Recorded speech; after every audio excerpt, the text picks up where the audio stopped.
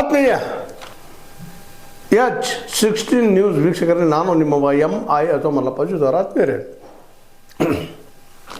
ಬಳ್ಳಾರಿ ಮತ್ತೊಮ್ಮೆ ಗದ್ದಲದಲ್ಲಿ, ಮತ್ತೊಮ್ಮೆ ರಿಪಬ್ಲಿಕ್ ಆಗಲಿಕ್ಕೆ ಹೊರಟಿದೆ. ರಿಪಬ್ಲಿಕ್ ಈಗ ಇದ್ದಿದ್ದೆ, ಯಾರೇ ಬಂದರೂ ಗುಂಡಾಗಿರಿಗೆ ಆಸ್ಪದ ನಡ್ಕೊಂಡು ಬಂದಂಥದ್ದಾಗ್ಯದ. ಇತಿಹಾಸರಿಗೆ ಒಂದು ಏನೋ ಅಲ್ಲಮ್ಮ ವೀರಭದ್ರಪ್ಪನಂಥವ್ರು ಸಜ್ಜನರು ಬಂದು ಇರ್ಬೋದು ಬಳ್ಳಾರಿ ಏರಿಯಾದಲ್ಲಿ. ಆದರೂ ಆಂಧ್ರದ ಪ್ರಭಾವ ಗಾಳಿಯಲ್ಲಿ ಭಾಳಷ್ಟು. ಇವತ್ತು ನೋಡಿ, ರೆಡ್ಡಿ ವರ್ಸಸ್ ರೆಡ್ಡಿ ನಡೆದು ಬಿಟ್ಟದ. ಒಂದು ಕಡೆ ಭರತ್ ರೆಡ್ಡಿಯವರು ನಾರ, ಇನ್ನೊಂದು ಕಡೆ ನಮ್ಮ ಜನಾರ್ದನ್ ರೆಡ್ಡಿಯವರು. ಇಬ್ಬರು ಇತಿಹಾಸನೂ ರಕ್ತಶಕ್ತ, ಇದರಲ್ಲಿ ಎರಡು ಮಾತಿಲ್ಲ.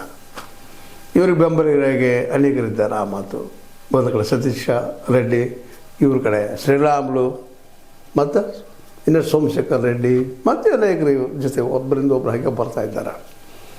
ಈ ಒಂದು ಸಂದರ್ಭದಲ್ಲಿ ಒಂದೆರಡು ಮಾತುಗಳಲ್ಲಿ ಭಾಳ ಗಮನಿಸಿ ನೋಡಬೇಕಾಗಿದೆ. ಒಂದಿದ್ದು ರಾಜಶೇಖರ್ ಅಂತೇನು ಪಾಪ ಹುಡುಗ ಈ ಒಂದು ಗುದ್ದಾಟದಲ್ಲಿ, ಈ ಮಧ್ಯಾಹ್ನಗಳ ಗುದ್ದಾಟದಲ್ಲಿ ಸಿಕ್ಕ ಸತ್ತು ಹೋಗಿಬಿಡ್ತು. ಯಾರ್ದು ಗುಂಡಾಯಿತು ಏನು ಅನ್ನೋದು ಮುಖ್ಯ ಅಲ್ಲ, ಜೀವಂತೆ ಹೋಯ್ತಿಲ್ಲ. ಅದು ನಿಧಾನಕ್ಕೆ ಭರತ್ ರೆಡ್ಡಿಯವರ ಬೆಂಬಲಿಗರು ಅವರು ಹರಿಸಿದ್ದಾರೆ ಅನ್ನುವಂಥ ಮಾತುಗಳು ಮುಂದೆ ಬರ್ತಾಯಿದ್ದವು. ಅದು ಪೂರ್ತಿ ತನಿಖೆಗೆ ಹೊರಬರಬೇಕಾಗಿದೆ. ಬರ್ತದೆ ಮೋಸ್ಟ್ಲಿ ಏನು ಸತ್ಯದ ಅದು.